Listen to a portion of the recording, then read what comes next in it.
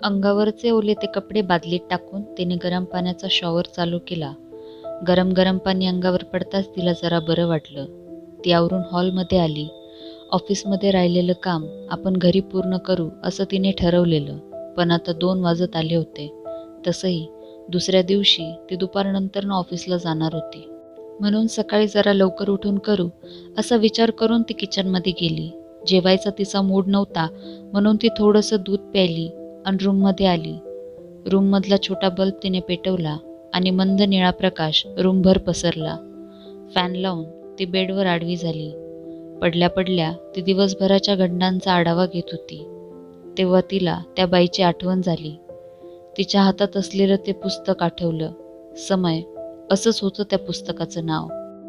तिने थोड्या विचारांवर जोर दिला, पण तिच्या वाचनात हे पुस्तक कधी आलं नव्हतं आणि पूर्वी कधी ऐकण्यात सुद्धा नव्हतं. तिला तिचा तो अवतार आठवत होता. गडद काळ्या रंगाची साडी, कमरेपर्यंत लांब सोडलेले केस. एवढ्या रात्री कुठे गेली असावी ती? कोण होती ती? विचार करता करता तिला कधी झोप लागली कळलंच नाही. उद्यापासून तिचं आयुष्य एक वेगळं वळण घेणार होतं. एक नवीन अध्याय सुरू होणार होता. याची पुसटशी कल्पनाही नसलेली, शरीराने थकलेली क्षिती गाढ झोपली होती. डोळे उघडले तेव्हा 9 वाजत होते. ती बेडवर उठून बसली. आळस देत उठत तिने खिडकीचे पडदे बाजूला केले. पडदा बाजूला होताच सोनेरी किरणं तिच्या चेहऱ्याला स्पर्शून गेली. खोलीभर लख्ख प्रकाश पसरला. अस्तव्यस्त झालेले केस बांधत ती बाथरूममध्ये गेली. फ्रेश होऊन ती किचनकडे वळाली. रात्री उशिरा झोपल्यामुळे पित्तामुळे मळमळत होतं. तिने साधेसे गुळपोहे केले आणि वाफाळलेला मस्त आल्याचा चहा होताच खाऊन झाल्यावर तिने रात्री राहिलेलं काम करायला घेतलं होतं. 11 वाजता तिला बाहेर जायचं होतं, म्हणून ती भरभर काम करत होती. 10:30 वाजता ती बाहेर पडली.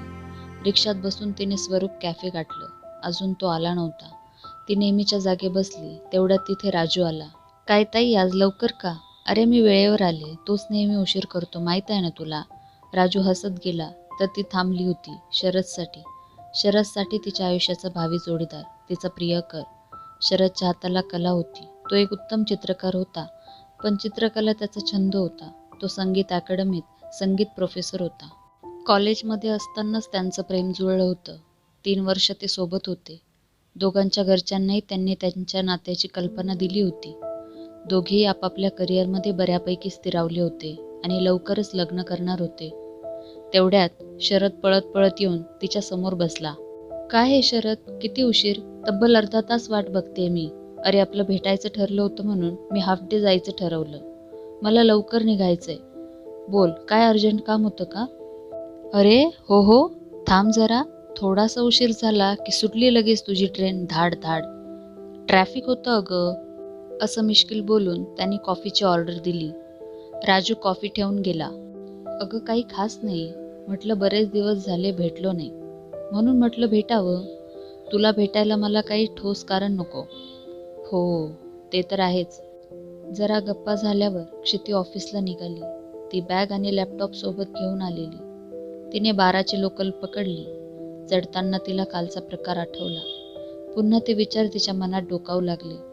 तिने या प्रकरणाचा छडा लावण्याचं ठरवलं. त्यासाठी सगळ्यात आधी तिला त्या पुस्तकाविषयीची माहिती मिळवणं गरजेचं होतं. मग ती बाई कोण आहे, इथे कोणत्या शोधात आली आहे हे समजलं असतं. ती पत्रकार असल्याने ती बऱ्याच प्रकाशक, लेखक तसेच साहित्य क्षेत्रातील मंडळींशी संपर्कात होती. तिने त्यांची मदत घेण्याचं ठरवलं. ती विचारत असताना कधी स्टेशन आलं तिलाही समजलं नाही. पटकन उतरून तिने सिटी लाईव्ह या तिच्या चॅनल ऑफिसची वाट धरली. ऑफिसमध्ये येताच तिने काहीतरी कामाचा मेल तिच्या बॉसला पाठवला आणि ती कॅफेटेरियात शिरली. तिथे तिची मैत्रीण नीना बसलेली दिसली. लंच ब्रेक सुरू होऊन काहीच मिनिटं उलटली होती, त्यामुळे बहुतेक सगळेच तिथे होते. ती नीनाजवळ आली. अगं आज उशीर का झाला? नीनाने विचारलं. अगं आज हाफ डे होता, शरदला भेटायला गेले होते. अशाच त्यांच्या गप्पा रंगल्या असताना तिने काल घडलेला सारा प्रसंग तिला सांगितला, पण तिने ते हसण्यावारी नेलं आणि म्हणाली, अगं एवढं काय त्यात? हल्ली नेसतात बायका काळ्या रंगांच्या साड्या. इट्स फॅशन यार. आणि त्यात त्या पुस्तकाचे म्हणशील तर असेल एखादं जुनं. जास्त लक्ष नको देऊस. असं म्हणून ती उठून निघून गेली. पण इतकं ऐकूनही क्षितीचं समाधान काही होत नव्हतं. ती विचार करत होती, त्या बाईचा तो अवतार फॅशन नक्कीच नव्हता.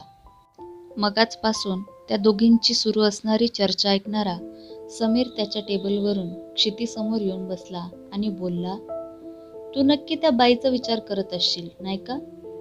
तू सांगितल्याप्रमाणे त्या बाईचं वर्णन हे नक्कीच फॅशनेबल नव्हतं.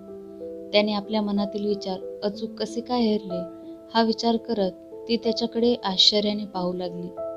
तो परत म्हणाला, अगं, असं थक्क व्हायला काय झालं? हे सगळं ऐकल्यावर तुझ्या चेहऱ्यावरचे भाव कोणीही सहज ओळखेल. आणि असं बघ, तुझ्या वर्णनांवरून तरी हा प्रकार थोडा वेगळा वाटतोय. हो, अरे, मलाही असंच वाटतंय. या रहस्याचा पडदा उठवायला करशील मला मदत? क्षिती, हो, ऑफकोर्स. आत्ताच मी माझ्या एका प्रकाशक मित्राला फोन करून या पुस्तकाविषयी विचारतो. चल निघूया, लंच ब्रेक ओव्हर. क्षिती आपल्या डेस्कपाशी आली आणि कामात गुंतली. 1-2 तासांनी समीर तिच्याकडे गेला आणि म्हणाला, सॉरी यार, मी खूप जणांना कॉल केले, पण कुणालाच त्या पुस्तकाविषयी काही माहीत नाही. ओ, असो, बघू, कळेल. काही प्रयत्न करू आपण, क्षिती म्हणाली आणि परत कामाला लागली. आज ती लवकर निघाली. 9ची लोकल पकडली तिने. पाऊस कालपासून सतत पडत होता.